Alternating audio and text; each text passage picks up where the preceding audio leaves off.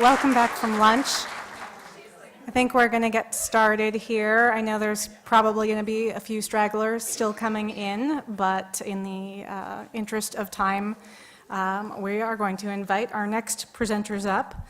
This segment will have two programs. The first is going to be a talk by Cindi, Strauss, and Anna Walker from the Museum of Fine Arts, Houston. Their talk will be Propelling the Encyclopedic Museum Forward, Strategies for the Future of Collecting Craft. And that will be followed by a panel, Performance in Craft, which is moderated by Jeannine Falino, with panelists Emily Zilber, Gabriel Craig, Jessica Jane Julius, and Emma Salamon, the last two from the Burnt Asphalt family, which is a performance group. So I'd like to invite Cindi, Strauss, and Anna Walker up to begin the next segment.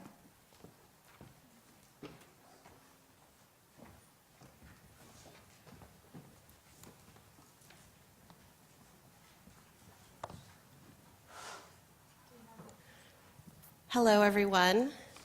I'm Cindi. And I'm Anna.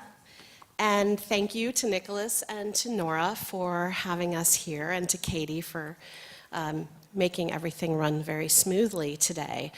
We are talking about the Encyclopedic Museum. And just by introduction, to remind everyone, encyclopedic museums, by their very nature, have a very complicated history with staying current. Seen as repositories for historical treasures and objects of the recent past, they're often questioned as to whether they should truly collect contemporary art, and by contemporary we mean today contemporary. For craft, this is a particularly relevant topic, as the field is in a very exciting period of advancement. So one of the things we want to talk about today is, can an encyclopedic museum's craft collection really claim to represent the field without addressing the work of today? And we're here to tell you emphatically, no. And for the purposes of this presentation, we're defining contemporary craft within work that's been made within the past couple of years, really. So it's the 21st century, but even more presently within the past, 3 or 4 years. And here we have an example of Soo-Yeon Kim, a brooch, and we also have a detail of a Norwood Viviano piece, mining industries. So just to set a baseline for everyone about the MFAH's collection, we are incredibly fortunate to have acquired since 2002 a series of what I like to call foundational craft collections. I know many of you are familiar with them, so I'll speed through this part. But Helen Williams Drutt, the great gallerist, author, scholar, and collector. We acquired her collection in 2002 of over 800 pieces of internationally made jewelry from 1963 to the present. Garth Clark and Mark Del Vecchio's collection of incredible ceramics. Perry mentioned Garth this morning, which we acquired in 2007, and this was over 600 pieces of ceramic art dating from 1945 to the present. Lee and Mel Eagle, who I know many of you know because they live here in Potomac, Maryland, their collection, which we acquired in 2010, the exhibition just closed at the Mint Museum. And then a collection that some of you probably don't know about, but was actually the first single collector craft collection that the museum acquired, Carol Strauss's collection of international contemporary fiber, particularly three-dimensional work. And what's important for our presentation today about these foundational collections is that each one of these collectors was present at the time that the field was really, really getting going in terms of museum presentations, scholarship, galleries. They knew so many of these artists that we continue to revere today, and so built these collections not just with an eye towards what it would look like at the end, but really because it was work that they fell in love with and were passionate about. And these collections really have, for us, provided an incredible baseline through which we can think about all of our programming. One of the the main things that we want to talk about today are collecting and installation strategies for an encyclopedic museum. And again, I just want to refresh that we are talking from the perspective of an encyclopedic museum because we have the opportunity to collect craft across time periods, across cultures. We have the opportunity to show it across media. For the past 10 years, the museum has been working on collecting and refining our wish lists, and the conditions of the Encyclopedic Museum really are informing our collecting and our installation strategies. And we want to show you a few recent acquisitions to demonstrate the fact that over the past 10 years, we have done installations and acquired objects that have ranged from very cut and dry, straightforward themes like minimalism or color field to more complex themes where we're thinking about issues of memory working throughout cultures into opportunities like an exhibition we did called The Abstract Impulse, which looked at abstraction in a very different way than art history generally looks at it. So we'll run you through a couple of examples of some recent acquisitions, again, craft that's been made in the last couple of years. Matthias Merkel-Hesse's Got 5-gallon gas can from 2013, which is on the right. We had been watching his work. He was a student of Adrian Saxe's at UCLA. We had first seen his work a couple years before this acquisition through a series of gallery exhibitions that he had done, and were particularly struck by what he was doing in terms of referencing the making of ceramics and the idea of kind of a super object. This particular piece we chose in addition because of the glazing and how it referenced historical spatterware. And we have the Bayou Bend collection, one of our house museums for Americana, and so there's an interesting dialogue that we can put forth with historical spatterware glazing techniques with an artist who is very much working today. And to take that one step further with the idea of the super object in contemporary art, going from part of how it relates to our foundational craft collections with Marilyn Levine's flea market bag, and then that dialogue that we can have here with Jasper John's cicada, taking that dialogue from craft through contemporary art. Another recent gift to the museum is Carrie Ann Quick's Greetings from Mexico, or Souvenirs from the Border. Here she's depicted cameos of wanted cartel members on leather souvenir key fobs. Her relevance for our current political climate with the border, in particular for us being in Houston, we thought this was an excellent piece to have in the collection, and we can actually look to pair it with works such as the photograph by Alejandro Cartagena, Carpoolers number 3. The photographer was photographing day laborers as they were in transit from overhead overpasses. And also, we have a really strong Latin American and Latino art department at the museum, and so we can work together to enhance decorative arts and crafts as a components of both programs. The same thing goes with collaborations with our photography department. These are some recent acquisitions.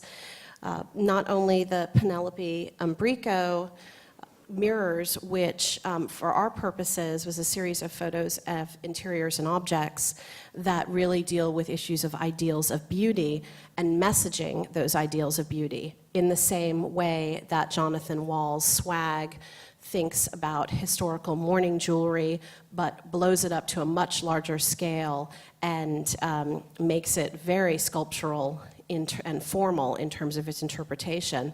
And we can pair it also with historical mourning jewelry, jet jewelry in this case, with this necklace from 1860. And a work that is not currently in the collection, but an example of an artist that we're interested in pursuing would be Kristen Morgan. She's known maybe for larger scale works of unfired ceramics, of cars and violins. She's a California-based artist, and she, in the series in the center, right there, we have Snow White and woodland creatures. This childhood mementos and cartoons with a very trompe-l'oeil quality are all also ceramic, paired with Richard Shaw, who's represented in The Family Way, 1980, porcelain trompe-l'oeil, puts her work within the trajectory of its own ceramic history, but also Rachel Hecker, a painter, an artist in our modern and contemporary art department on the left. You can see she's appropriating pop culture images, and here she is commenting on consumerism, the pop culture. Felix the cat is frolicking across women's breasts, and all three are approaching ideas of imagery within our pop culture and mementos and sort of underlying, I'd say, maybe a dark reality in terms of our relationship to these objects. So in terms of acquisitions, just as these few case studies show, we're trying to think of it not only in dialogue with media, we're thinking about it dialogue across departments, across cultures, and in some cases, here across time frames when we were thinking about some of the first examples that we showed. We've also taken this into our installations, and so to show you a few examples of how we are creating these dialogues in the gallery, Liquid Lines, exploring the language of contemporary metal, an exhibition we did. Here you just see one viewpoint with the hanging sculpture by Gago, the German artist who immigrated to Venezuela, fleeing World War II, who does these incredible drawings in air using metal. Joe Havel did the sculpture in the foreground, Moon, June, and Spoon, exploring that molten and very sinuous line of bronze in this case. And then on the back wall is Helio Jelly, an Estonian jewelry artist who is working with found nails and found scraps of metal in a way that has an interesting conversation with Joe Havel's work. More recently, we have been thinking about other ways that we can look at the permanent collection, and so here's just a recent installation from our modern contemporary collections. This one is not thematic, but rather we were just looking to make interesting visual connections. So here, in the background, you can see Ed Ruscha. Closer to the foreground, a Monica Prieto painting and a Richard Tuttle painting on the wall, juxtaposed with a Brazilian fiber artist named Norberto Nicola, who, believe it or not, he had never heard of Sheila Hicks, she had never heard of him, and yet their work has so much in common, working in the same time period, beginning in the 60s through Norberto Nicola works till the 1990s, and then you can see Ruth Asawa there in the background. And thinking through installation strategies, we also utilize and should utilize the intervention of contemporary work within, as we mentioned, a historic house museum. In this case, it's by U Bend, again, with our American decorative arts from 17th to 19th century. And you can see inserted in its place, or maybe you can, there in a detail shot. These are both sculptures by Jaden Moore, who's a metalsmith. And his next one. He is motivated by how artists move objects through time and space, the heirloom, and its importance within the meaning of our objects that we surround ourselves with in the decorative arts. And so this contemporary intervention at the museum can enliven and really provide a new perspective, as has been mentioned in previous presentations today on the decorative arts tradition. And our most recent example of this, which has been a very interesting opportunity for Anna and I, is an exhibition we literally just opened, less than 2 weeks, or about 2 weeks ago, Unfolding Worlds, Japanese Screens and Contemporary Ceramics from the Gitter-Yellen collection. These are historic Japanese screens dating from the 17th to the 19th century, paired with contemporary ceramics literally made, for the most part, within the last 10 years, though there are a few ones that date to the 1960s and 70s. What's interesting about this for us, and I think for the purposes of this conference, is the fact that these kinds of juxtapositions would never happen in Japan. Not because one type of art is valued over another. In fact, ceramics are valued equally to screens, but because they come from two separate worlds in terms of art historical interpretation, and Japanese scholars would never consider the dialogue between the two of them, even though there are very natural dialogues, not only in terms of imagery, but also in terms of traditions and techniques and types of the ceramics case, in types of glazing and firing and more formal issues. So we've had a lot of fun, I think it's fair to say, working with these two seemingly disparate collections and creating a very compelling dialogue. So sort of moving to our next section, where we're going to represent objects that we think should be collected today by institutions. Contemporary departments across institutions should really react to the different increasing advancements that artists make within their respective disciplines. And so we have some examples of artists who are working in the field, and while most of the artists that we have in this section maybe are not widely represented within the museums in the US, there are others who we recognize as accomplished artists, and for this talk we're really focusing on several examples, just a few that fall outside of our traditional scope. And I would just add that, again, coming back to the point of this presentation, for encyclopedic institutions, collecting craft that's really, or collecting art in general that's happening today, is really rather unusual. We are big ocean liners, we move very slowly, we're not nimble, and so the default is to look at things that are a little bit more time-tested. And so one example could include Kat Mazza. Her incorporation of new software technology of her Knitoscope project.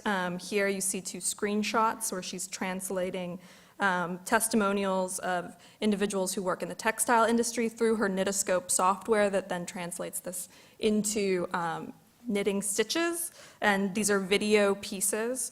And so while they fall within the textile tradition, they are actual video works. We also have video of performance, where the performance with, here, Terry Frame, her pre-human, post-human, inhuman act. We have two different screenshots really looking at the malleability of clay as a material for her to portray different characters in the narrative that she creates in this piece. Again, the video in this case is the work. To recreations of historic glass vessels, Sherry Mendelsohn, to one grouping of 5 vessels and a stepped blue vessel, where she's manipulating plastics, a ubiquitous material that we have, to make an artifact out of today and today's consumer culture. To contemporary craft artists who focus on a hybridization of materials, Adams Purrier, the man with a mask who makes robots with robots. He's a contemporary artist who's also mastering the use of time within his work. The ooze you see seeps out over the duration of the exhibition. He's really looking at our digital culture and are reflective of sort of maybe the overwhelming nature of GIFs or videos that we see, and sort of amassing that into his work and his practice. And we have Misha Khan, known maybe for surreal and whimsical furniture designs. The Mirror series uses materials of resin, vinyl, and foil in unexpected ways, and he's conversant in that material and a technical proprietor of the form through studies that he did actually at the Creative Glass Center of Art. And so the materials are really quite informing the ways in which the objects he makes. To also being an institution that reacts to, as has been mentioned today, digital technology, 3D printers, CAD, CNC machines. All of these are tools and used as new tools, we could say, somewhat new for today, and an institutional awareness of that work that's being made, and exploring works such as Brian Shibez and Sean Spangler. Here's 2 installation shots of Recharting, an exhibition that recently opened at the University of Hawaii. The 2 actually work across the ocean together. They translate these ceramic designs first digitally, then by hand, then back through digitally. So they're really translating their artistic forms, their ceramic objects through different ways of media. So all the objects that we just showed you, or all the works, what they have in common is that they are all objects. And for an encyclopedic museum that is an object-based installation, these objects are easier in many ways for us to collect. It's just about the fact that we feel very responsible to pay attention to what's really happening today and to take risks, if you will, but to actively collect that work. The work that is much more difficult to collect, and we're going to have a panel on performance afterwards, so I'm going to leave some of that discussion to them in terms of what the types of performance and more ephemeral work and craft. For us and our purposes, it's really not about the conceptual validity of the work. We know that that exists. But how does one document this in an encyclopedic institution that is object-based? How do we represent this work? This is such a significant direction for contemporary craft artists today. We recognize that, but we have to ask a lot of questions. And so we want to offer you a few case studies of some things and projects that we've been thinking about. And we have come to the realization that not all of these projects can be represented by an object. Therefore, we can't always collect the craft of today, and what does that mean for us? So the Opulent Project was a 6-year collaborative piece between 2 metalsmiths, Meg Drinkwater and Aaron Gardner. And here are just 2 examples of, while not performance, their objects were definitely from series that relied on a public component, whether it was the digital ring, which you see on the left, where the artists sourced their files from online share sites where anyone could upload, like Shapeways, anyone can upload a file. They actually sourced that file to make the work, or their mistakes were made. These are different objects from mistakes that actually were made by them in their casting processes, and so they cast the mistakes, and both the work involves, I would say, like a public component for deciding their actual final concepts. And for us, projects like this, of course, relate so well to our foundational jewelry collection. And so it's important for us, when we've made such a major commitment, to artist-made jewelry, that we continue to think about how the jewelry field is broadening in real time, and how can we represent that in dialogue with the existing objects from the past. And that would go to the same for the next example. For Barb Smith, we're couching this with an ephemeral work. She collected lint and made jewelry or untitled dryer lint embellishment for the wearer of the sweater from which the lint was collected. This piece is a photograph, and it lives as a photograph as its final object. It was also, I think, really smartly displayed in Making Men's by Nora Atkinson as both a photograph, and the physical sweater was in its place too, so there was a nice sort of juxtaposition of both the material she sourced from and then the actual end piece, but we have the photograph as the final work in this case. And Helen Lee, thinking about capturing ephemera or acts of time within a physical environment. Here she has The Thirst of Summer, water evaporated over time, leaving rings of mineral deposits on the glass. And the object in this case can be by virtue of itself being a physical thing, could be existent within a gallery, although the act is no longer there, the remnants of it are in its place. All of those examples, again, have an object base. I hate to be pedantic and keep repeating that, but I think it's important, again, coming from the perspective of a museum that values the object and is looking for the object to represent the larger idea. But we can get into, and there will be, as we said, performance panel afterwards, but Tanya Aguiniga, who in this still is actually a still from, she traveled to Mexico to learn an indigenous form of weaving, backstrap weaving, and that process she then took crafting out into the public sphere, and she performed it while, the act of backstrap weaving, you have to tie yourself to like an immovable piece. In this case, instead of a tree, she had tied herself to a parking meter and took up a parking spot. And it caused, its location in Beverly Hills caused a lot of disruption. There were many clothing retailers in the nearby vicinity. And so, the cops actually were called as she was disturbing the peace. I'm not sure that she was actually arrested, but perhaps. And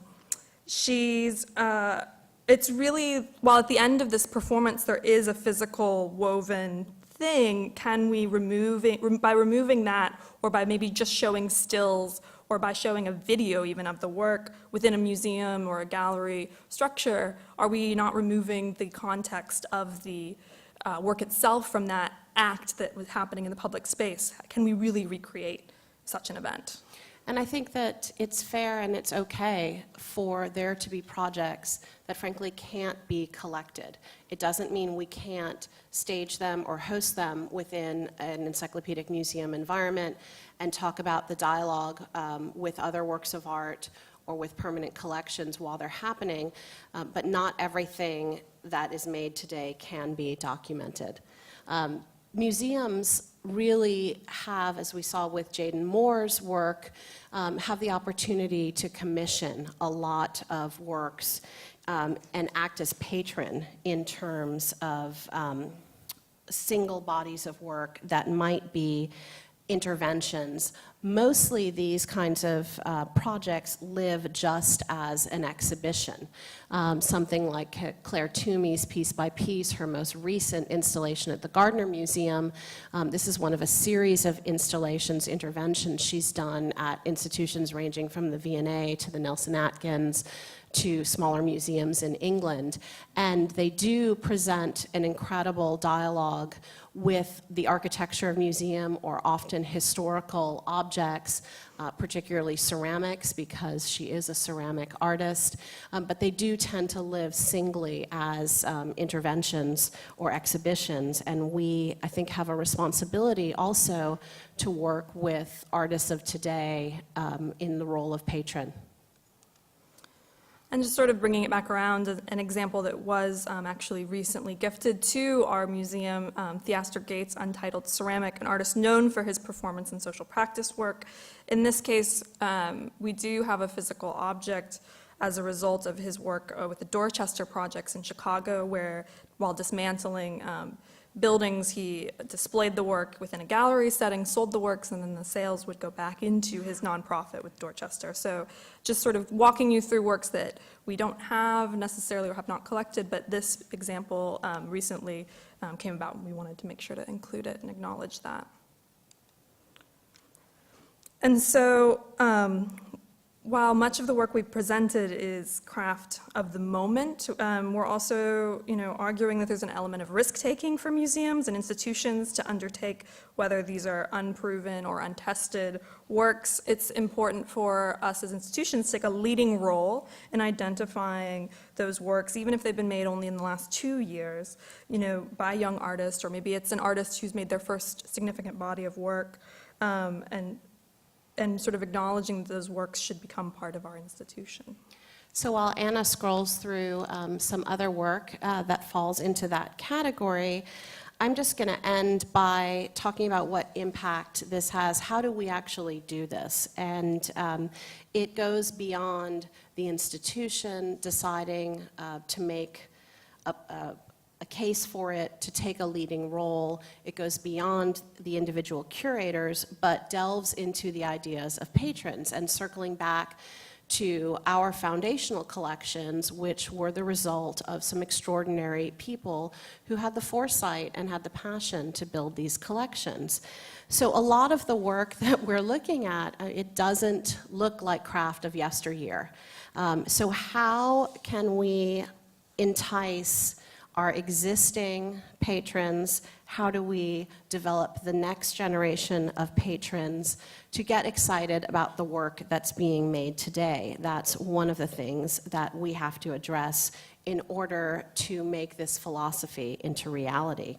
As Anna said, that it is making the decision to take a bet on unproven artists, and for that we use all of our faculties and resources that we have to make the same kind of decisions that we would make if we were trying to acquire a work from the 1960s, where we have the opportunity for a lot of historical record to help us use that information. The general rule of thumb when you're collecting contemporary art in any media is if 50 years down the road, if you have a 15 or 20% success rate, then you have knocked it out of the park. So there's a lot of opportunity for failure here, and that's not something we should be afraid of. And it's our job to make sure that not only we're not afraid of that, but that the patrons that we are looking for support from, not just monetary support, but actual intellectual and emotional support. So they come to the museum to see these kinds of objects. They support the exhibitions with their feet, not just with checks. We all have to accept that kind of ratio of failure. And we at the MFAH are not afraid of that, which I think is a terrific thing. And we really hope that we have whet your appetite for some of the most recent craft, really of the past couple of years, and that you all will join us, not only those of you who work for institutions, but those of you who collect or who write or who participate in this field in any way, that you'll join us in really seriously looking at work that's being made today and committing to it for the future. Thank you. Thank you.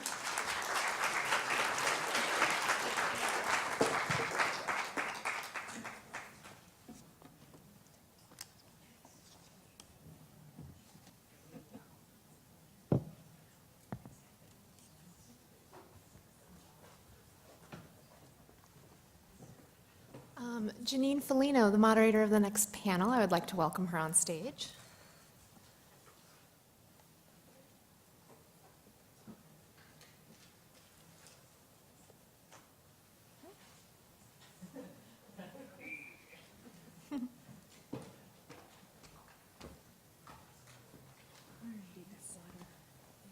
Yep, I'll grab it right this way. And stand in front of that microphone. Okay.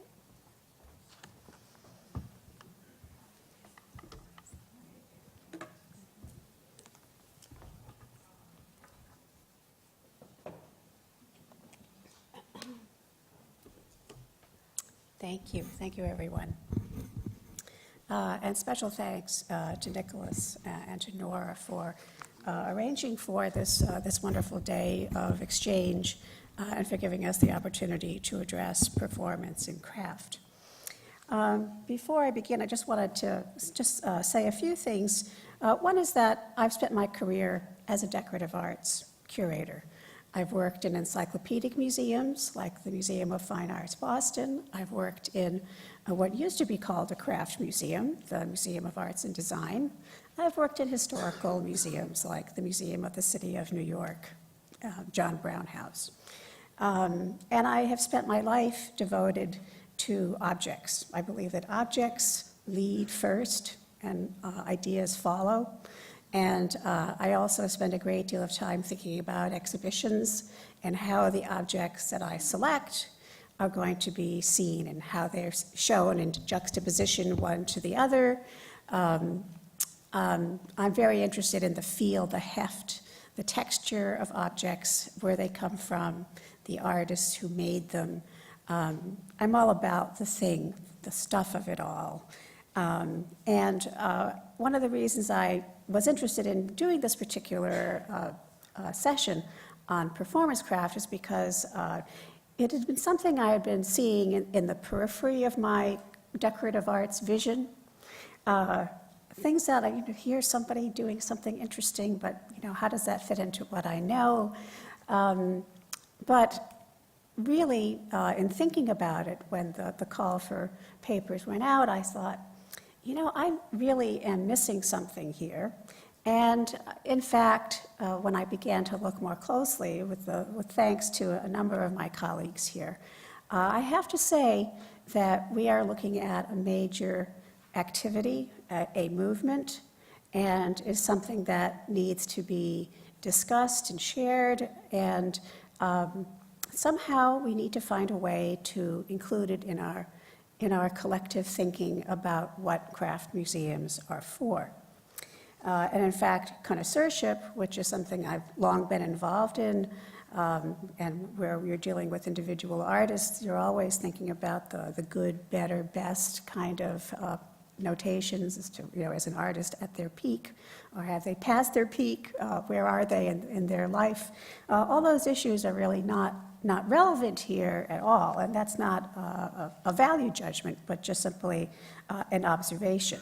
I've also come to learn that I teach at RISD on the history of ceramics, and I've been talking to professors there and finding that a number of them really feel that it's important to discuss aspects of craft performance with their students, and many of these young graduates are coming out of the box, shall I say, using that term, that they're ready to think in those terms. And indeed, it propels a kind of new energy and empowerment, I think, to this new generation of artists. And, it's not just yesterday. This has been going on for 10, almost 15 years more. So it's something that we really do need to recognize. And many of these artists are using it as a kind of, as I say, empowerment, as activism, as a kind of a resistance to the commodity-driven market that many of us tend to bemoan. And it also has the potential to reach a wider audience, and that's what museums are all about, of course. So it's important that we consider this and give it due thought and try to find ways to incorporate it in our museum ways and means, as Cindi and Anne have already admirably described for us. And I'm going to show you a series of images, quite a lot of them, and give you a little tiny synopsis on each of them. And as I scroll through them, I hope you'll think about whether these objects belong in a museum. Would an artist want it to be in a museum? What's their thinking on these things? And also, how does one accommodate these kind of objects in an age where not only space is limited, programming funding, equipment, resources are just scarce all around. There are wonderful examples of institutions like the Corning Museum that has gone, I think, far beyond anyone, perhaps, in really integrating the demonstration of craft glass art along with its more traditional kinds of exhibitions. And on the basis of that, I'll just get started. Let's see how do I start this? There we go. I wanted to just start with a fun picture. This is Madame Defarge, who was featured in A Tale of Two Cities by Charles Dickens. And Madame Defarge was known for her knitting. And what was she doing? She didn't know it, but she was an early performance artist, because as she knitted, the names of the French aristocrats who were headed to the guillotine were encoded in her knitting. And so there it is, sitting on the counter right there in her wine shop for all to see, well, those who had the eyes to see.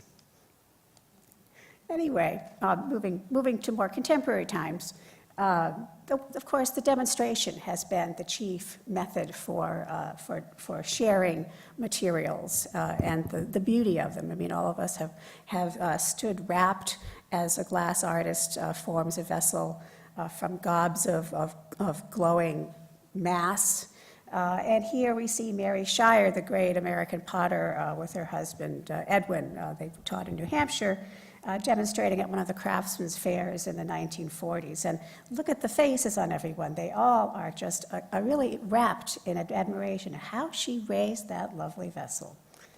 Of course, the great demonstrator was Peter Voulkos, and this is from a photo from the 60s where you can see on the left it says "Demo by Pete." And he was happiest, I think, when he was throwing in front of people. And in fact, he liked to work in the studio with his students, but he traveled the country back and forth because nothing made him happier than to share. And I think you can see that excitement on his face. But really, what we're here to talk about are the more contemporary approaches, and I've divided them into three groups, just generally speaking, so that's something to keep in mind as we go forward. One is objects that are really focused on materiality. The second group will have more to do with performance, and the third group is related to social activism. And while I think you could probably move these items and artists into different categories, this is just sort of a general pots that I've created for the present discussion. So starting in the 70s, and one of the first kind of happenings, which were performances or craft performances in their own right, we see here the elder statesman Jim Melchert, shown as a young man, in the 70s when he participated in an exhibition called Changes, in which he dunked his head, not for apples, but into clay slip, and allowed afterwards for that clay to dry on his head. So I couldn't exactly put that in a museum, I guess. But it was the first attempt at trying to show that materiality in its glory and in its most immediate reference, I guess, to the human body. Today, some similar things are happening. Keith Harrison, in this display from the V&A, is shown as he is hooked up a series of batteries together. I believe that's what they are. Sometimes he just uses appliances of various kinds. And he's hooked them up, and using the power of heat and electricity, he has joined them together and coated them all with ceramic glaze, liquid glaze, and with the power of electricity, heated them and turned that liquid glaze into a hard matter. And it happened in view of people, and it probably wasn't the most exciting moment in history. It's a little bit like watching paint dry, I suppose. But nevertheless, he's very interested in the transformations, this transubstantiation of clay into something perhaps greater than the sum of its parts.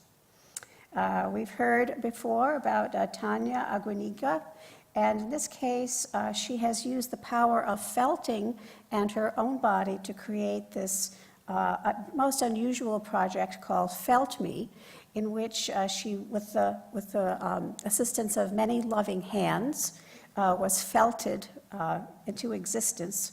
This body encasing felt garment covered from head to toe, and then laid outside to dry. Afterwards, the garment was literally cut from her body and now lies in her studio, and she's deciding what to do next with it. But it's one of those things that's happening in real time. It happened in a storefront where she could be seen, and she has a result, and what the purpose and the end result of that is yet to be known. Maria Nepomuceno produced this marvelous, I like to call it a playroom, but she calls it breathing time. Maria is very interested in organic growth and umbilical cords in particular, and she has created these series of straw-woven materials and objects that have some relationship to the organic world, and are intended to be participated in by any passing visitor. So here you see someone just lying and enjoying themselves. Whoops, sorry. There we go. Sitting here, just taking in the moment and breathing, I guess. Here's another view of that same space. And she was working on this also in real time. As people came and went, she worked, she created more to finish this final product. The second group is this context, the concept of performance as sound or dance or theater or all three, maybe food, we will find out. We start here with Bo Hyun Yoon, an artist who produced these seemingly glass vessels. They're actually, they have a little hole at the bottom of each of these stems, and they don't have any foot, such as they're usually called, for glass. Instead, they're intended for making sounds and also creating designs. You can see very faintly above the glasses, there are these different, very unique patterns. And then if you were to breathe into them or move air back and forth through them, they would make these very startling, puckering sounds. And that's also been captured in a video, but the glasses themselves are too fragile to hold. So that's an example of something that is used and not used. Andy Pico has been very interested in creating mechanisms for making sound, and what we're seeing here is a series called Transference, in which various elements are brought together to allow this vessel to spin, and then with a small break on one side, I think you can see it here, they apply pressure to the bowl as it turns, and just like if you were to look at a glass vessel that was partially filled with liquid, and you pass your finger on the rim, you can make music. I mean, this goes back to the days of Benjamin Franklin and before, but in producing this, and he actually did it with another artist to create a kind of a sound symphony or a tone poem of sorts, which is really quite moving. Now for the Burnt Asphalt family, who we will be hearing from shortly, I just wanted to share a few images. Jessica, Jane Julius, Erica Rosenfeld, Emma Salamon, two of them are here, Jessica and Emma. I was quite impressed with the kind of joyous pyrotechnics that they enjoy. They do employ food in their work, and when they have an event, they use glass as a heating element to create their objects. In this case, we're looking at corn cobs that are being heated by torches as the central element turns. Not so much glass in this case, but how about this? I love their motto, food always tastes better with a little showmanship. Here we're looking at buttermilk chicken being turned out in a glass vessel. Or how about this? This was the finale for their show. They poured glass over a chandelier, a metal chandelier, and onto a table that was also lit with lighter fluid. Really wild. You need a very importantly controlled environment for this. Don't do this at home, folks. So they do require a certain kind of environment for this kind of fantastic work. But it's the kind of thing I wish every museum goer could take part in because it's so darn much fun. Another example of an artist working in glass is Etsuko Ichikawa. And Etsuko does a number of things, but in her portfolio it includes a calligraphic attempt at drawing using a glass, just using that gob of glass on the end of her pipe. Here's an example of the work when it's finished. So there really are beautiful calligraphic effects. But she has been known to work not only alone like this, but also to music. In one case, she used Stravinsky's Firebird Suite to perform with the accompaniment of a dancer. Again, don't do this at home. Nick Cave is now a name that is practically as common to us as McDonald's. It's hard to believe. But he's become one of these very, very successful artists with his use of these so-called sound suits. And he often not only makes objects for display and exhibitions, but of course for performance, a whole range of things. In this case, I'm just showing you an event that happened not too long ago, just this winter in Grand Central Station. and this was called Herd New York, H-E-A-R-D, but I think he was referring to the herd of decorated animals that he created in concert with the Alvin Ailey group, so that we had dancers, we had a choreographer involved. Nick Cave created the suits themselves for a fantastic experience for just the casual visitor, the passing passenger striding across the grand concourse of Grand Central Terminal.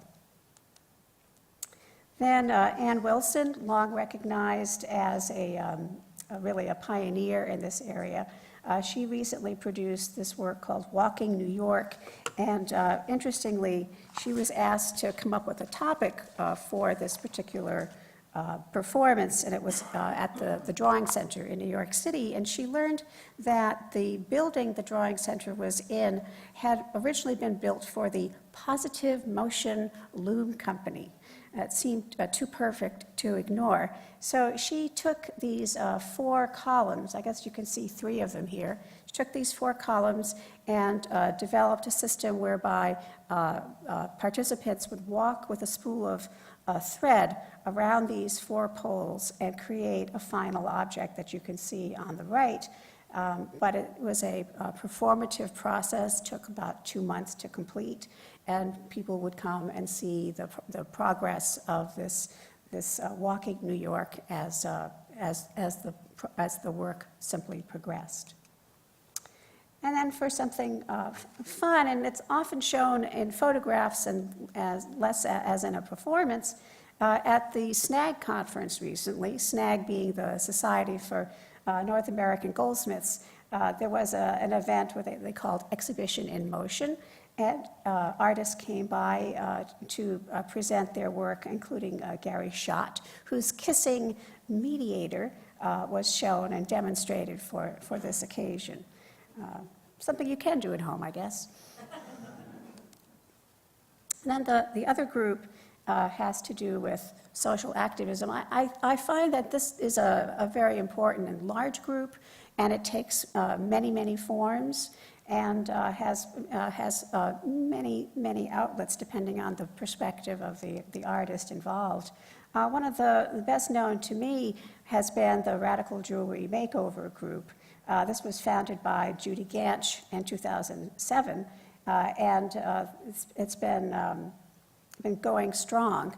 What they do is, metalsmiths have long been cognizant of the fact that their materials, their raw materials, are wrested from the ground, and that process is rife with all kinds of issues relating to pollution and poor working conditions and illness and environmental destruction. It's a difficult situation, I think, for an ethical person to deal with, and so artists have talked about it for a long time. So the concept behind the Radical Jewelry Makeover is to have people come, participants bring jewelry that they don't want of all kinds. Doesn't have to be gold, plastic, anything is invited. And over the course of this participatory session, artists will come and make new jewelry based on recombinations of what has been brought. And you can see on the right a table full of all the new things that were made from the amalgam of the old. It's very exciting, the whole prospect of making something wholly new and unexpected out of the original. It's a recycling approach, but I think the results have been very, very thrilling for the participants and opens up a whole new realm of possibility. Sonia Clark has been using her hair as a subject, or hair in general, as a subject for her work for many years. And this one requires a little explanation. This was, I think, a 2-year project in which Sonia met with hairdressers. And of course, I think it was someone she quoted who said that hairdressing is the primordial fiber art, which I love. Great concept. And so using her own hair, on her own head, and working with individual stylists, she worked with them to have them create new designs for her. They also created silk designs on canvas, which you can see in the middle image. And then in the last part, she had a photograph taken of her from the back with her hairdresser from the front, so that the viewer has a view of the hair and the hairdresser, so the kind of the ownership. And that could be displayed in a museum. So that's the end product, but her own hair designs served as a kind of, as she called it, walking gallery. So it was really a sort of a museum and in and out kind of a museum project that could be experienced on a number of levels. Theaster Gates was mentioned earlier by Cindi and Anna, and this is just one example. He does not do things in a kind of an open, performative, time-sensitive way in general, but in this case, I just thought it was important to mention him as a really impressive change agent in all kinds of ways, and in this case, he's simply being shown here. He performed a spiritual with performers at the Milwaukee Art Museum. At the center is shown a vessel made by Dave the Potter, the now famous slave potter who would write bits of doggerel on his pots. And on the far left, that white disc is a kind of a design that Theaster has created that salutes African American construction and activity.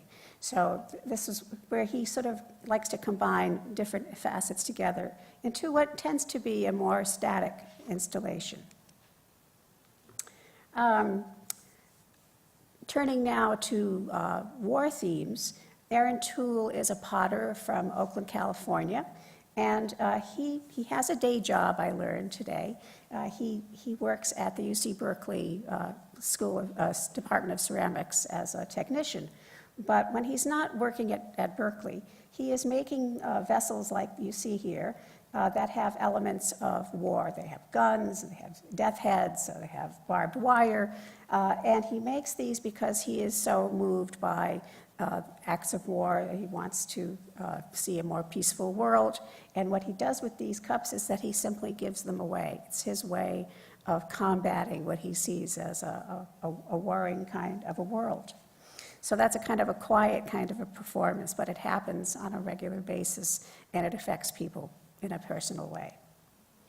The Combat Paper Project is one of many veteran projects that have been springing up around the country, and I just bring this one to your attention. Veterans are invited to come and bring their service uniforms where they are cut into scrap, blended and turned into pulp, and then made into paper that they can ornament in a way that is pleasing to them and hopefully helps to exorcise the horrors of war that so many of them suffer from.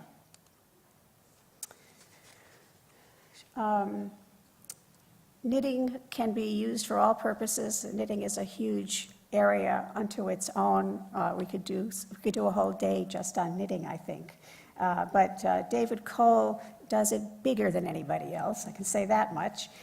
He has, using two large John Deere excavators and two giant aluminum poles, if you can see those, here are the poles, and in a great video, David is actually positions himself at the center of those two knitting poles, and he created a United States flag with about 500 stitches, I think.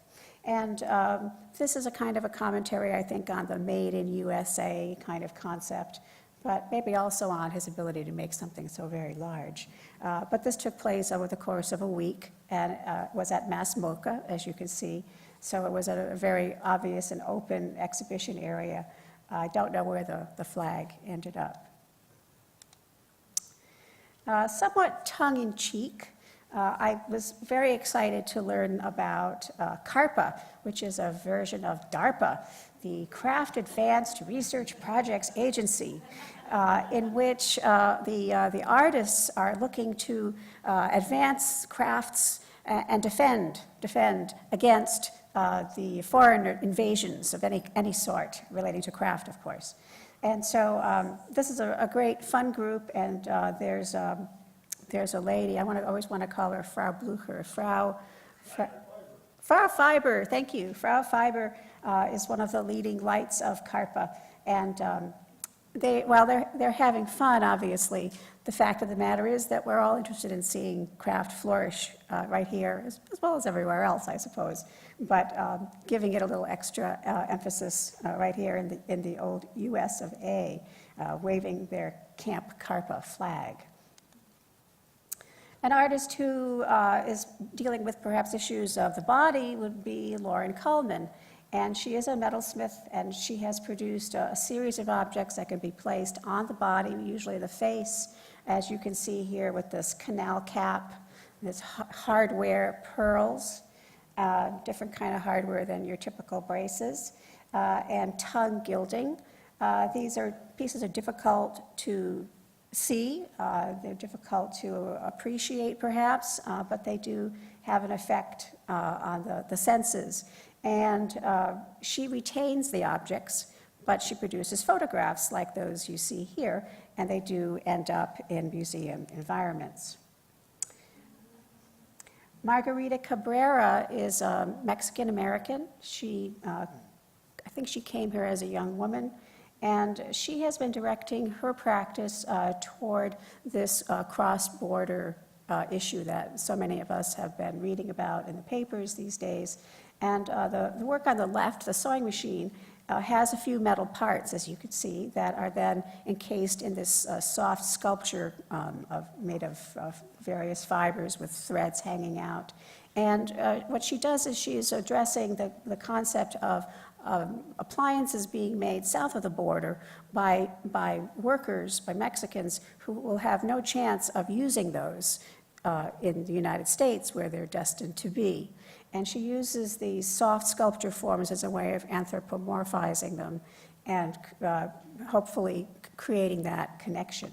She also has produced a series of cacti made from uniforms, and we're going to hear more about that from Gabriel when we all get together. But Margarita is one of those who has really been addressing these kinds of issues in a very meaningful way. And she was originally scheduled to join us, but couldn't because of an installation that was taking longer than expected. Liz Collins, who may be known to a lot of you for her Knitting Nation, has had all kinds of activist knitting experiences with knitting machines, and some of them have been related to the flag. This one is a particularly beautiful one and is, I think, one of the newest ones, called Phase 12 H2O, and it's all about beautiful flow of water that was knitted in sight at Occidental College and then spread out along the campus, as you can see here. Certainly is a great way to expose students to craft when they just walk out of their dorms or classes and find these fantastic things lying at their feet. Lastly, because we need to get on to our discussion, a subsidiary of this craftivism or social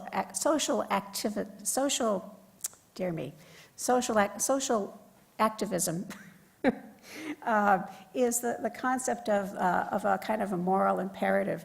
And I think this comes from a place where a lot of us feel that, we're artists, we're craftspeople, we need to do good, and crafts makes you good in a way. There is this sort of underlying story that I would like to explore a little bit more. And I just wanted to highlight it a little bit because one of our participants, Gabriel Craig, is kind of an exponent of that. You saw earlier some work by Clay Twomey, and this is another one. She produced a series of cups and saucers, great huge array of them, which would fill a few of these auditorium floors.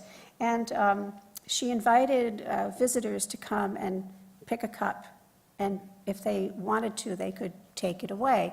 But if they did, they had to agree to do what was written on the bottom of the cup. And they're a little bit hard to see, so the one that I enlarged for you is the one I like in particular, having had a youngster at one time. It says, "Clean the whole house for your mum."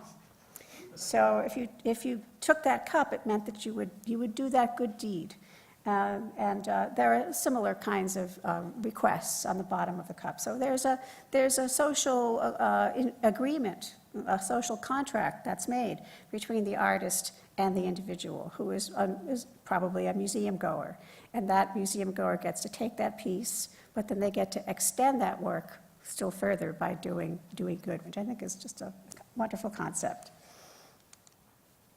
The land grant, the Flatbread Society, exists to advance the concept that grain is an integral part of our lives, and that it can be communicated in a performance manner by having different kinds of experiences.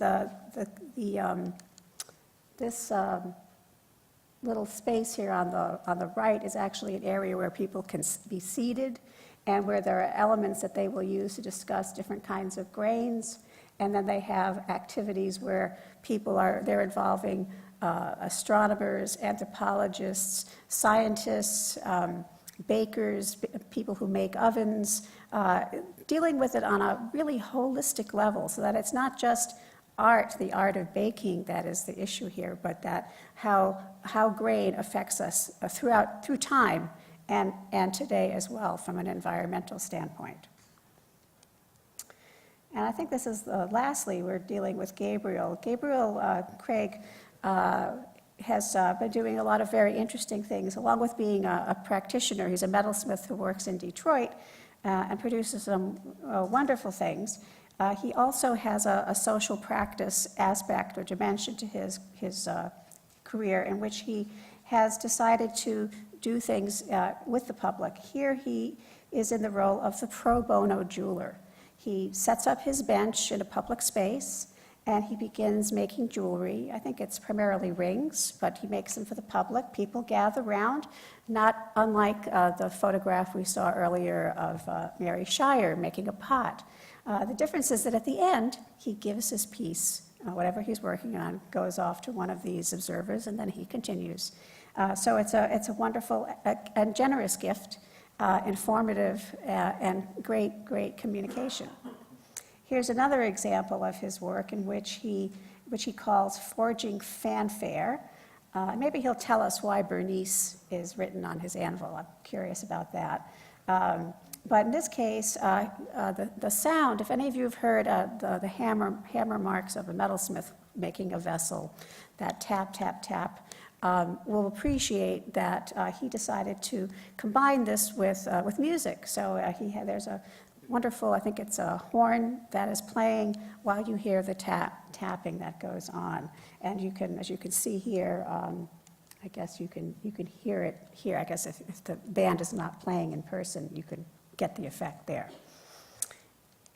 And he also loves, I guess he does love the public, because this is most charming, this appears, all of these are in videos that we actually have on a little sheet that you can pick up before you leave.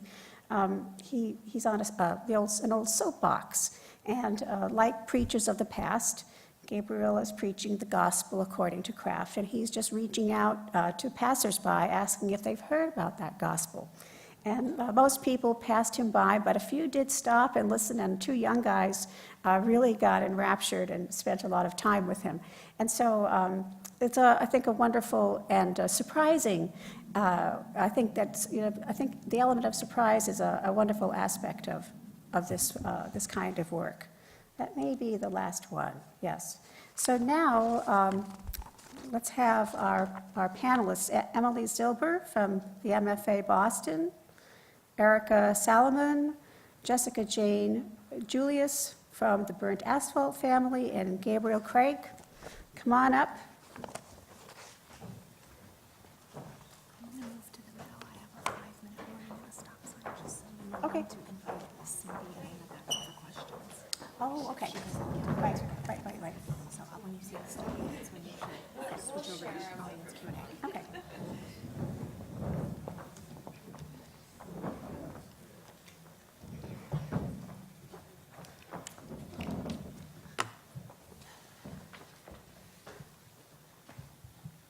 Great. All right, thanks for joining us on the panel.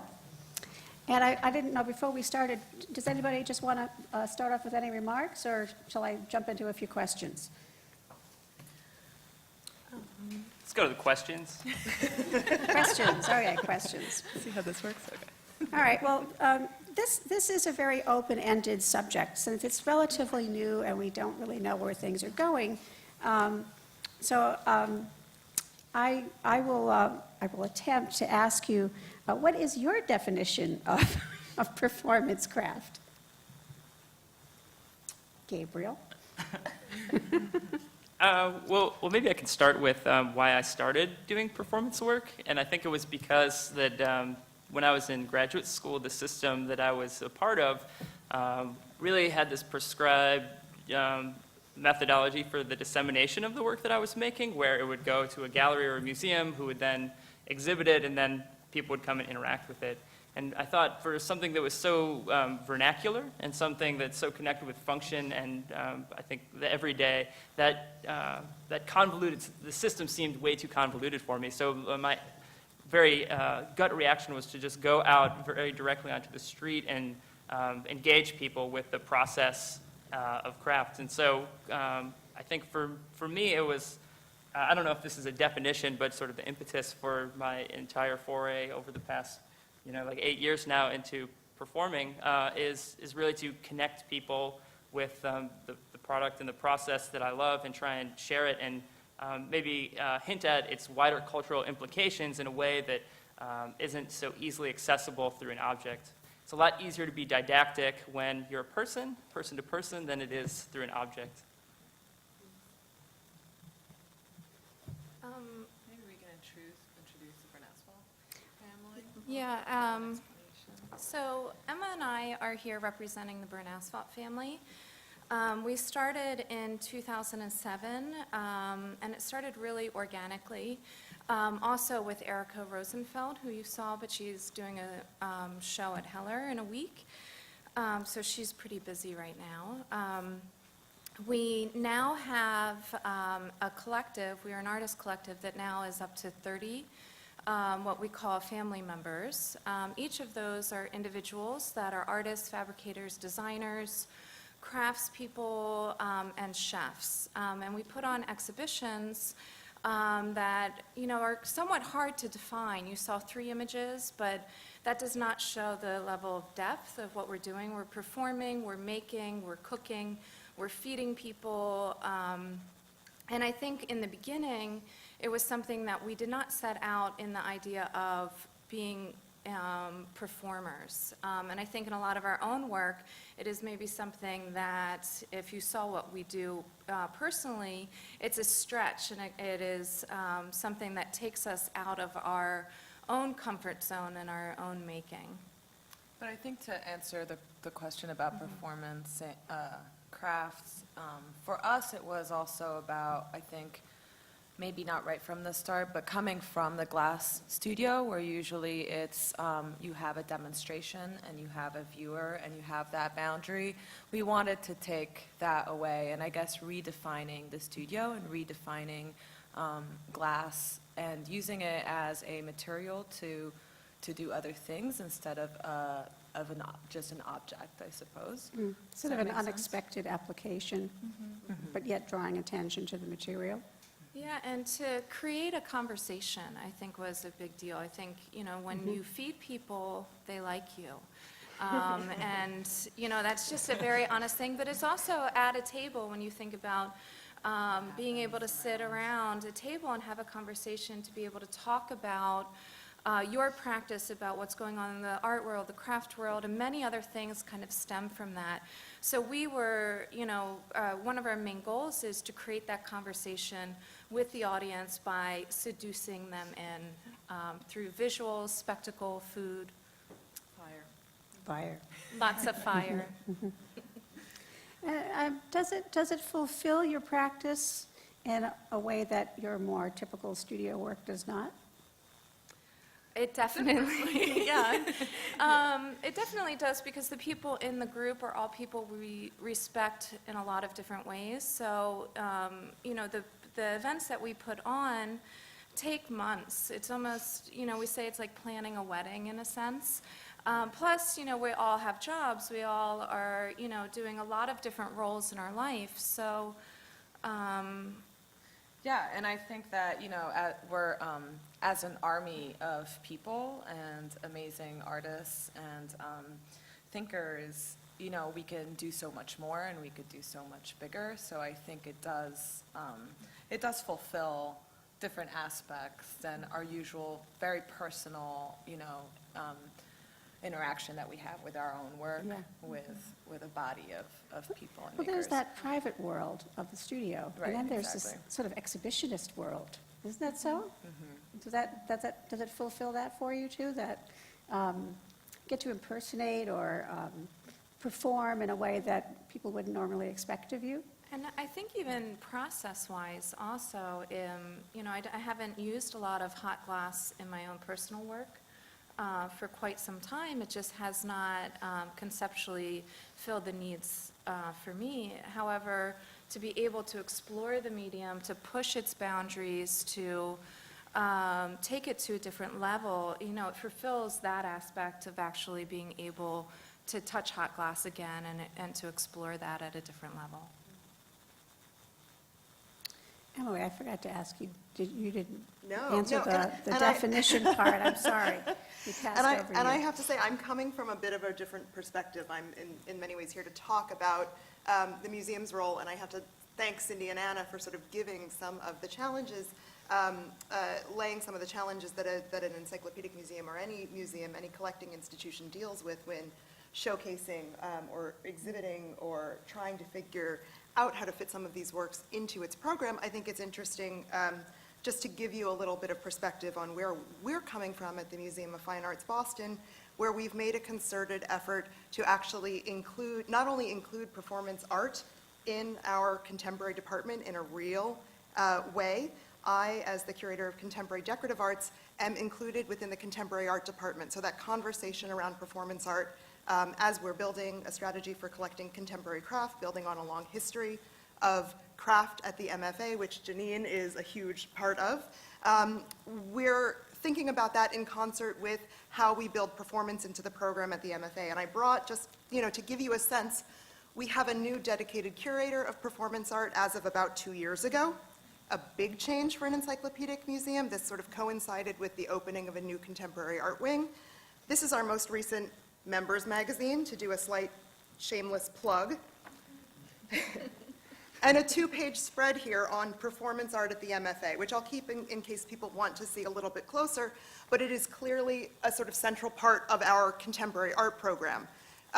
We think about performance art at the museum as sort of artworks that engage with performative practice, that reach out to and intersect with lots of different areas of the arts, whether it's social practice, whether it's the visual and fine arts, whether it's folk culture, pop culture, activism, education, and craft is one of those areas. And so when we are indeed planning our performance art program, when we're developing exhibitions, that whether they focus, more strictly on contemporary art, whether they look at craft, whether they look at the intersection between the two, performance and how performance is manifested in contemporary craft practice is very much on our agenda and our radar in what we're thinking about.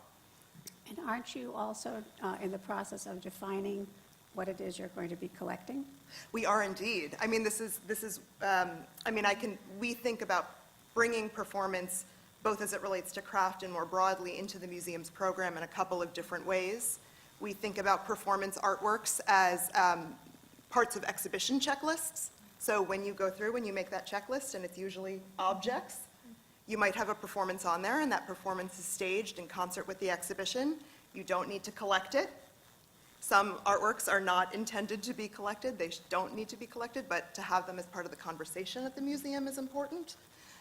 We often think about incorporating performance into our larger performing arts programming at the museum, and then we think about works that come into the collection, where we're thinking about, is it the object that's been created as the result of a performance that comes in? Is it a work like Lauren Kalman's, where the photograph, that documentation of performative action, which is indeed in our collection, and just to give you a sense of how that's displayed, it's in our contemporary craft gallery and was for a long time juxtaposed with a large golden collar from the Daphne Farago collection by Eugene and Hiroko Pijanowski. So two artists thinking about the meaning of gold, the meaning of adornment, how we think about beauty and engage with that topic. So really drawing very particular ties, themes in craft that are explored in both of these artists' work, informed by the practice of jewelry making and metalsmithing, manifested in different ways. So lots of different considerations here when we think about how to incorporate performance into our larger program of contemporary art and craft. And just as an aside to that, if you're accepting a photograph, then you have to have coordination and approval from the prints and drawings department. We have to talk to each other, it's terrible. Yeah, well, it's essential. It's essential to get it into the collection. Absolutely, absolutely. So do you feel that you guys are reaching new audiences with this? And if so, who are they? Yeah, I think every performance or project that I'm doing reaches a different audience, and I think each has its own context, but certainly when I was doing projects where I'm in the public sphere, I'm reaching people that don't go into, museums and galleries. In Detroit, a couple of years ago, I did the Pro Bono Jeweler, and I was right in front of the Museum of Contemporary Art, Detroit, where they were having an exhibition of things that were made in Detroit. It was called Post-Industrial Complex, and it was just looking at the different kinds of making and manufacturing happening in the city. I ended up talking to all sorts of people that were just walking by, and I had many conversations with people who were like, I would never go into that museum's not here for me, it has no relevance to my life, but just by being on the street and being outside of the museum environment, I was able to engage with people who could relate very much to working with their hands, and we had a lot of really meaningful conversations. So I think it's about setting up that system or the context for the performance where you can capture the people who are your intended audience. And then when you produce a film that you can post on your website or wherever, on Vimeo, are you getting much of a response from that? I mean, I think that's there for maybe the academic or the insiders, and so that they can see some of these things that I've done. Yeah, the people in this room, it's here for you guys, so check out my website. To sort of capture it into, to be perfectly honest, it's there to help propel my career, because if I do it and there's no document of it, it didn't happen, except for the people that were there. So I think it's an important part of, documenting your practice.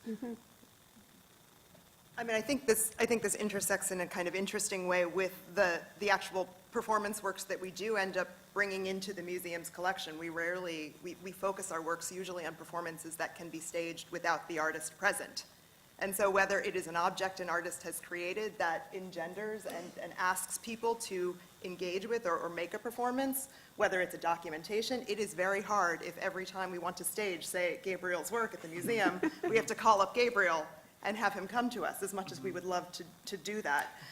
So there are these challenges in works that really are centered in the artist performing, that we think about as institutions long run. Whether that's of importance to you as artists is an entirely different question.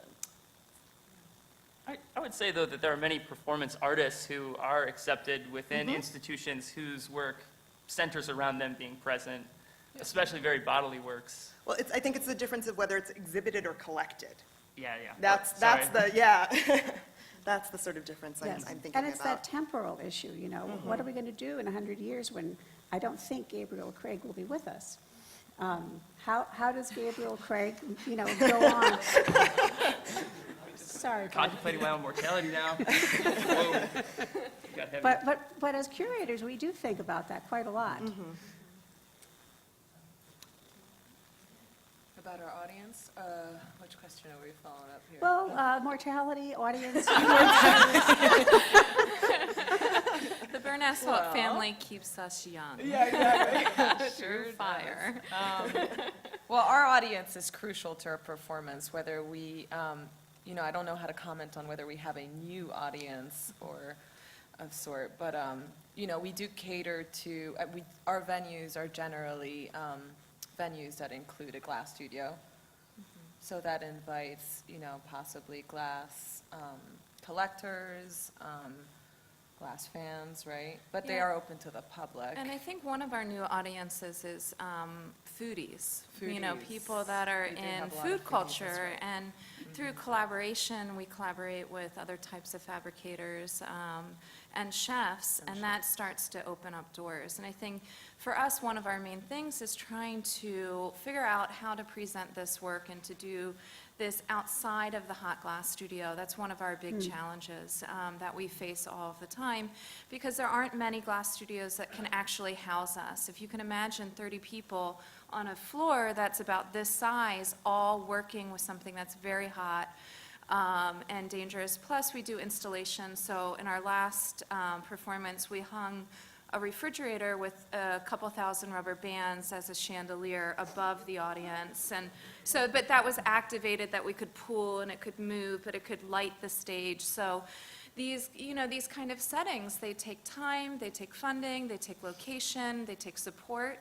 And so we're still, as we evolve and figure out who we are and what we're doing and the possibilities, I think our audience can then change. And we're open to other types of collaborating with different types of events and, you know, being commissioned to do things outside of the hot glass studio would be very refreshing for us and a great challenge, so. Yeah, and through our performances, we have constructed a lot of objects that help us either cook with the glass or, you know, like, for example, we've had a lazy boy that we turned into a glass blowing bench.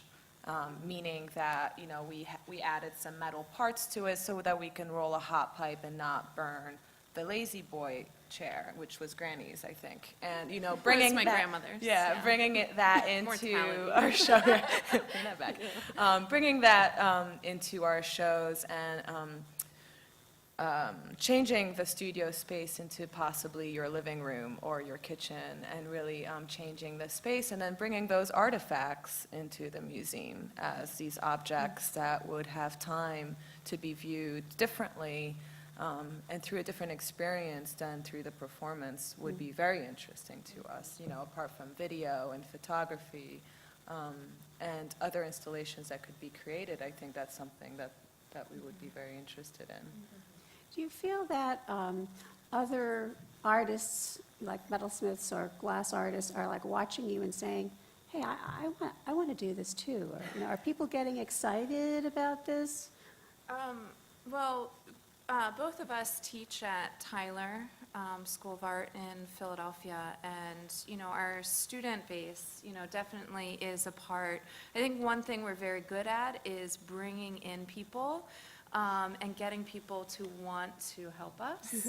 It's a skill that we're developing, and to participate in many different ways, and figuring out how to collaborate with other people. And I think getting rid of any kind of ego of mastering a material, mastering a craft, removing that hierarchy and how we look at things. And so within the student base, we see them responding to a lot of the things we're doing.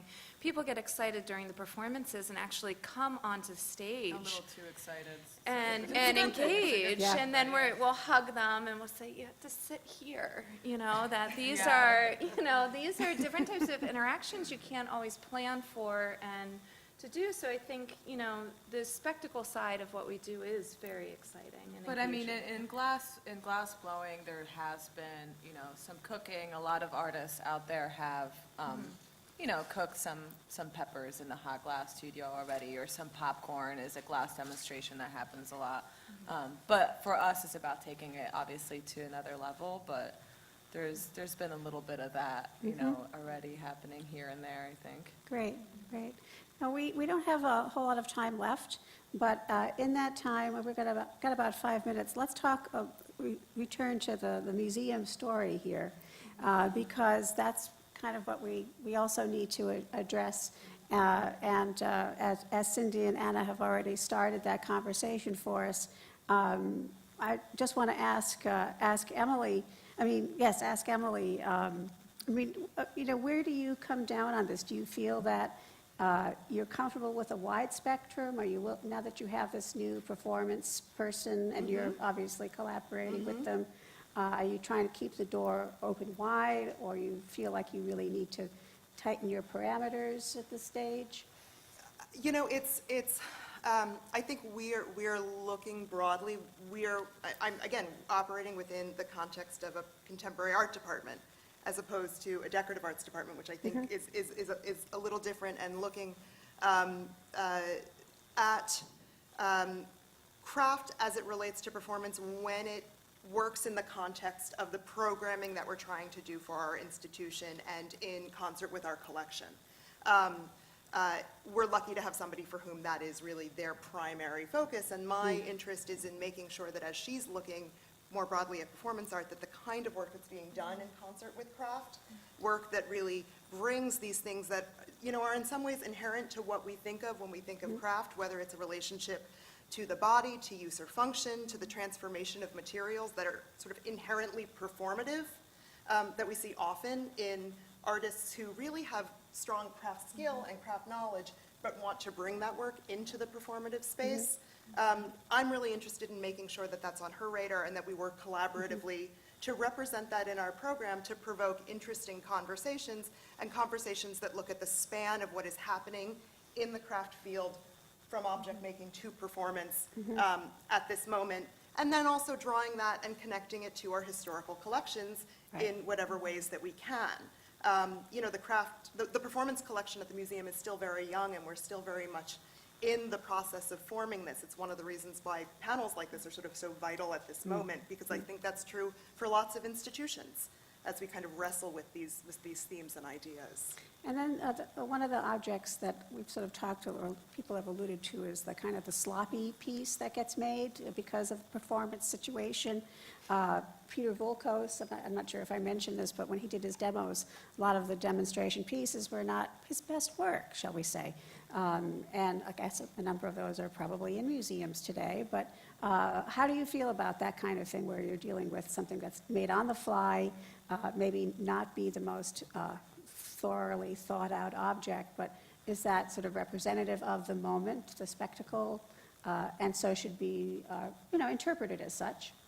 I mean, it's an interesting question, and it's still very much one that we are wrestling with in our collecting. We are, again, we come out of, and Cindi and Anna have mentioned this, big ships. We come out of, you know, a tradition of really collecting fine objects. Right. We work with connoisseurship. We're looking at the best piece. Is that the best representation of the artist's practice?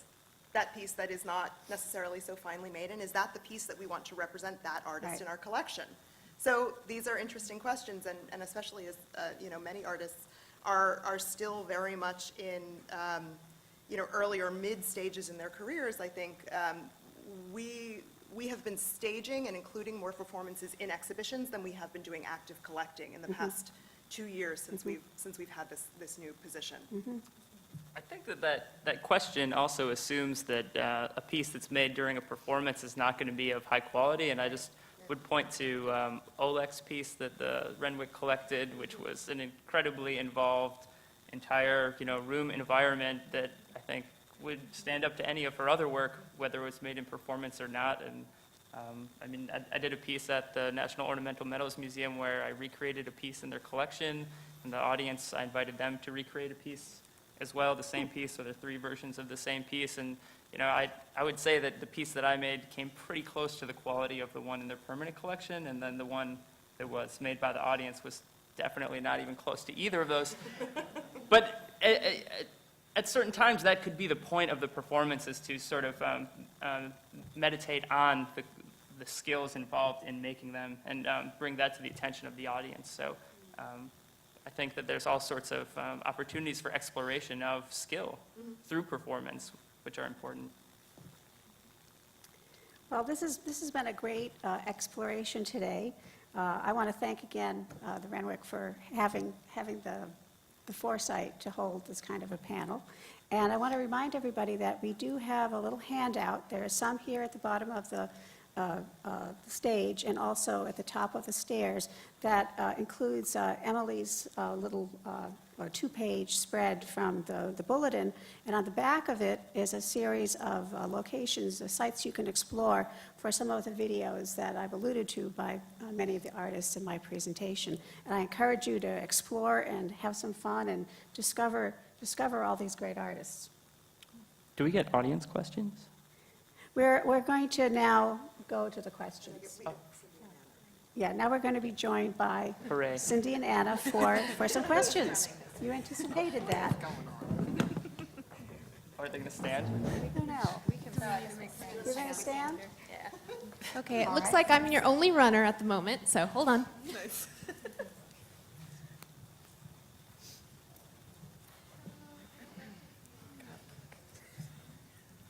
Do you think that art museums are uniquely positioned or uniquely qualified to be presenters of this kind of performance art?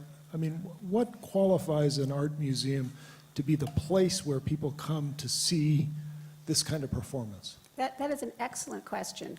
And in fact, it was one that I was putting to some of the artists earlier during lunch today. Do artists even care if they're shown in a museum? Is the street the best place to be? I think that... Artists care. Here. We care. Just for the record. Just a little bit. Tiny. Was that question for Emily or Anybody? why don't you start?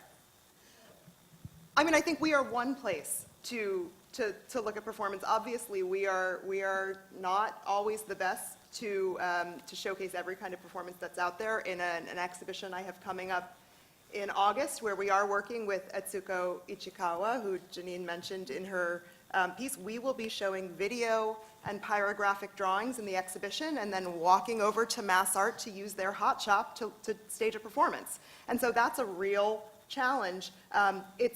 We're looking at it as a positive because it's enabling us to make collaborations with institutions that are really invested in the making of objects and in the crafts. But I don't think we make any claim to being the only place or the best place necessarily to see performance. We make a claim to it being an important part of the conversation that we have in our institution. And I would agree. I mean, a lot of it has to do with facilities. Yeah. So not every museum has the facilities apart from the galleries in order to stage performance. In the examples that you're giving, you need a hot shop, but sometimes you need a theater or an auditorium. Sometimes you need other kinds of environments that not every institution can provide. I mean, I think that the more salient point or the better question in some ways has to do with, should a museum be engaging with performance? And I think that roundly the answer is yes. All of us who work in institutions have been in the position because none of us get it right all the time. And so we look back at what predecessors have done 50 years ago and say, oh, I wish they were doing such and such, or wow, I'm so glad that they were doing such and such. And I think part of our job vis-a-vis performance is to recognize the fact that this is a vital art-making practice. And so 50 years from now, whoever inherits our position should say, wow, we're really glad that they engaged with this practice. Whether we did it right or wrong really isn't the point, but the fact that we engaged with something that we recognize as being vital today is really important. I just want to hold your feet to the fire a little bit and say that I think that it's sometimes staging a performance that might require a lot of equipment is difficult, and obviously a hot shop is at the very far end of that spectrum to be able to work with glass. But could you put a table saw in a gallery?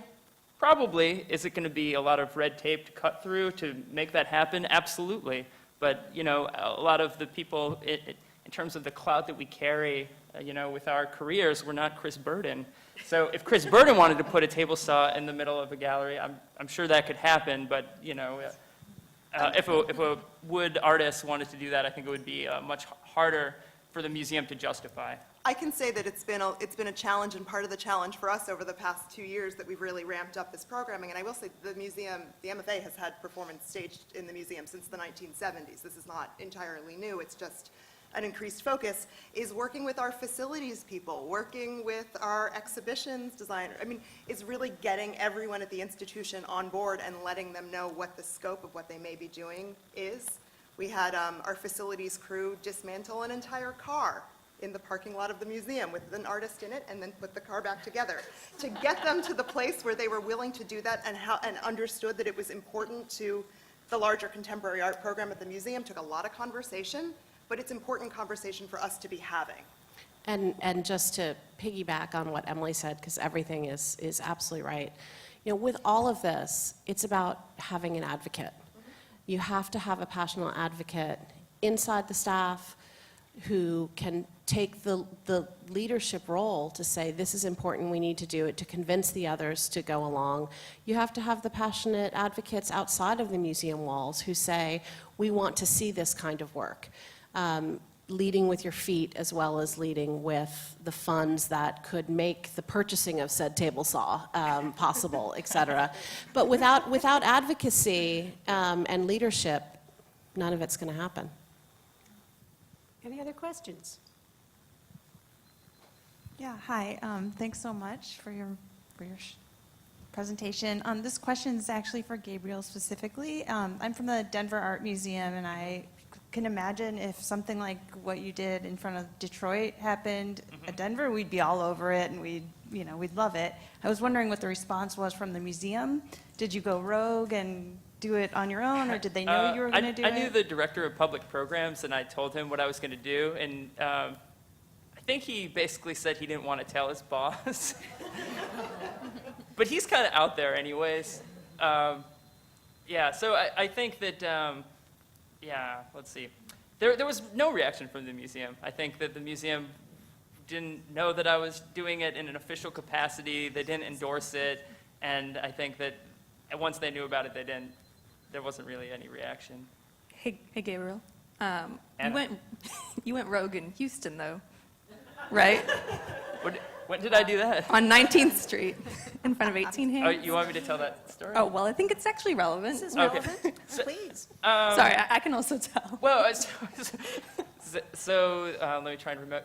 At the Contemporary Arts Museum in Houston, had an exhibition that I was in where I was staging performances of the pro bono jeweler in Houston, and I set up in front of a craft gallery in a neighborhood called the Heights in Houston, which I thought would be an ideal location to set up a dialogue between the things that are in the gallery and then the things that I'm making to sort of demonstrate the process. And they actually asked me to leave because they thought I was like interfering, or that there would be some confusion between what I'm doing and what they're doing. And so they threatened to call the police, and then they called the police, and then the police were like, well, they didn't respond because I can imagine the call, like, yeah, there's a guy out here making jewelry. Well, is he hurting anyone? Well, no, but he's loitering. He's doing what now? So I don't know. You kind of just, I don't know. You just go and you do your thing, and if there's a problem, you sort of deal with it as it becomes necessary to deal with it. Yeah, 'cause we have an exhibition right now of Cartier jewelry, and it's a huge exhibition, about 250 pieces, and in the middle of it is a workshop area that I put together about the process of creating the jewelry, and we've heard from a lot of people that that's their favorite part of the show. There's these spectacular 400-carat emeralds, but still, they like to know how the process is done. They like the human connection to it, so I'm just fascinated by the fact that Detroit didn't actually respond to you being there. Maybe it's because we have jewelry on show right now that I'm Yeah. interested. No, so are there like torches and stuff in like soldering and all Yes, that? but they're not active. Oh, okay. Yeah, So we it's have just the a- workshop. Yeah, it's like a kind of stage of the workshop and showing video of the craftsmen at work and metalsmiths and polishers, everybody. So anyway, yeah, thanks. I just wanted to comment. My name is James Herring. I'm from the Frost Science Museum in Miami. And the two glass people I wanted to ask about, do you ever think about making a portable glass studio that you could take along with you? There's an artist, Henry Chrisman, who, out of Alfred University, a young guy who made a portable anagama kiln that he takes around the country and does wood firings in different locations, and he did a whole, crowdsourcing, crowdfunding kind of activity to raise the money to build the kiln. And I just was wondering if you ever thought of doing those kind of things. We have thought about it, and, you know, the glass community is pretty small, and there are a lot of, there's currently a bunch of mobile units that people call that they put on the back of trailers, and they can have a little furnace, they can light up overnight, but then it comes down to funding and priority, and scale. So the scale of that is somewhat minimal in the sense of like having 30 people actually engage something of that scale. So you could maybe change the way that we actually work and have a couple people doing something every day. It would kind of evolve our own events into something completely different, which we're not opposed to. But it also, I think, the funding on that, and then where do you store it? You know, I think we have members that a lot of people are based out of New York and out of Philadelphia. So we're in the city, we have the urban life, so, you know, where we would actually keep something like that, and then the use of that, and so I think the logistics of some things have probably stopped us. You know, the reality of, you know, what this project does and how we create it, and, you know, has stopped us from doing certain things like that. Right? Yeah, but that being said, I think that right now we are interested in translating what we do in the hot glass studio into a place where we don't need fire and hot glass. And, you know, I think the Burn Asphalt family has so many layers within its installations and its performances. You know, we capture the senses of taste and smell and touch, and translating those ideas in a white space where there is no fire is a doable, you know, an interesting challenge for us. It would definitely be a different experience, you know. It'd be wonderful to have a portable studio, but like Jessica said, it's, you know, then we go into a whole other issue with budget and where we're allowed to bring a hot glass studio to, and licenses and things like that. But it's definitely something we've thought of, whether it's even just a torch, you know. And we thought about even having like a double-decker bus where it was like decorated, and we would just show up in cities and, you know, do these things, and, you know, but yeah, yeah, that, you know, that we could do something like that. But, you know, the reality of certain things is, you know, because it isn't just, that's not just our practice. We also have our own individual work that we're working on also, so. Any other questions? Nora?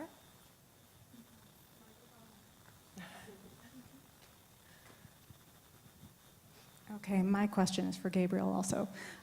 And the question really is about the connection between what happens when you put an object in a collection versus what happens when you're actually performing it. Because obviously with your work, a certain essential component of it is the interaction you have with the person that you're giving it to and the act of giving something away. So when a museum like the Renwick collects your work, how do you think it's transformed by not having that interaction and by being put under a vitrine? And I mean, the positive and negative of that, I guess. By being put under a vitrine, did you say? Well, yeah, sort of psychological vitrine, if not something else. Yeah.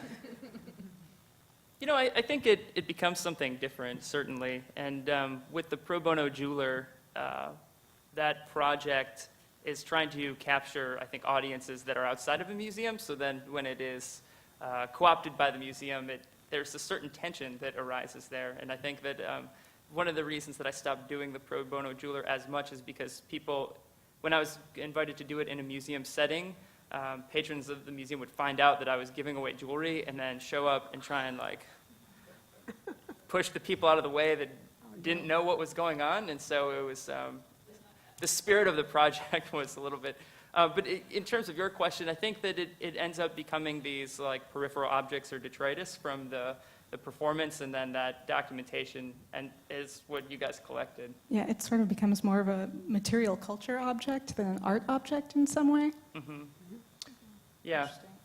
Yeah, I mean, what I'm trying to do currently is to work with museums to develop performances that sort of engage them on terms more appropriate to be working with or inside of a museum. just so that problem doesn't happen, I guess, in the future. So I have a related question for Burnt Asphalt family, because I have not been to one of your performances. At the end of this performance, what are you actually left with? Well, we do save everything that we can, but we are left with a lot of artifacts. Some of the things are, we have an artist named Sam Gear, and he's an amazing fabricator. And he built, it looks almost like a standing yoke blowpipe with spikes coming off of it that can cook 48 hot dogs at one time, and it spins with a captain wheel. And so that's in Erica's Garden right now in New York, and it's a beautiful piece of machinery. And then, you know, some of the more subtle things that we'll do are we'll burn it to come out onto the stage. We'll burn just like a lantern, and then that leaves this beautiful wire sculpture. So, you know, there are certain things that we save that, you know, we find intriguing as objects, and that, you know, have some value that even then could be manipulated into something else. Yeah, I think from, Yeah. you know, our installations that we've done with sporks and rubber bands, from the fridge that was, you know, in that space at the last performance, even our grocery lists, you know, are beautiful. And we should be sharing them. They're like pages and pages of crazy amounts of carrots and other things. And we collected, for one setting to change the hot shop, we collected TVs for a long time. Everyone's throwing away their old square fat TVs. So we spray painted all of them gold and made walls, and that ended up out on the street in New York after the performance. And we did filled a block full of a wall of gold TVs, and then took a good picture and then said bye. I don't know what happened to them. They got taken away. Yeah. People took them. But in one of the pictures that you saw, for example, there was that huge chandelier that we fabricated. That would be, for example, one of those artifacts that could be presented. In We're this running space. out of storage. Yeah, that's a problem, actually. Sounds like an acquisition opportunity to me. Any other questions? And this will be our last question for the group. Cindi, this is a symposium about craft museum.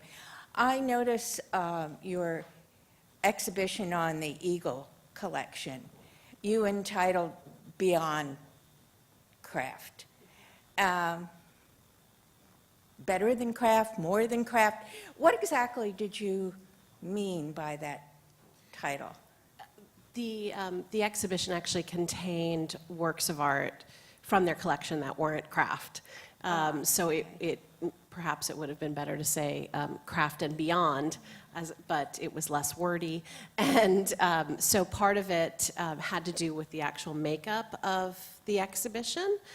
And I think also with the Eagles collection in particular, there are a lot of artists who have feet and hands in a number of different parts of the art world. Not just the craft world, and so that was also a nod to the multidisciplinary practices that a lot of these artists do. We had a lot of two-dimensional works by many of the artists, works on paper, by craft artists as well as artists who don't make objects at all, but were part of this larger dialogue within the collection. Let's have another round of applause for our speakers.